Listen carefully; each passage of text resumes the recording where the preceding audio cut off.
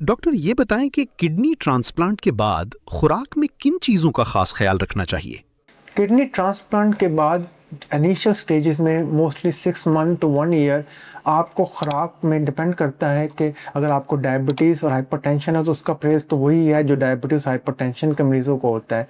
लेकिन initial 6 month में ख़ास तौर पर आपको साफ़ सुथरा खाना खाना चाहिए, बाहर का खाना नहीं खाना चाहिए, क्योंकि आपकी क़ुव्वत मुदाफ़अत बहुत ज़्यादा कम होती है, जिसकी वजह से कोई भी किस्म की इन्फेक्शन जो आपके जिस्म को डैमेज कर सकती है, आप में इन्फेक्शन पैदा कर सकती है और आपके गुर्दे को भी डैमेज कर सकती है।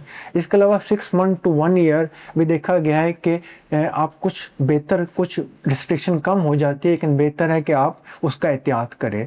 मोस्टली 1 ईयर के बाद आप नॉर्मल डाइट इस्तेमाल कर सकते हैं, मगर कुछ एहतियात के साथ कि साफ़ सुथरा खाना होना चाहिए। ऐसा खाना ना इस्तेमाल करें जिसकी वजह से आपको फजूल में कोई इन्फेक्शन हो जाए, कोई डायरिया हो जाए, कोई वॉमिटिंग हो जाए या कोई इन्फेक्शन होने का चांस हो जाए।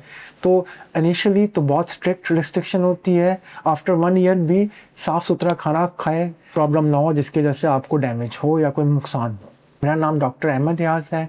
मैं consultant nephrologist, kidney transplant physician हूँ। अपॉइंटमेंट के लिए नीचे दिए हुए नंबर से रब्ता कर सकते हैं। Thank you very much.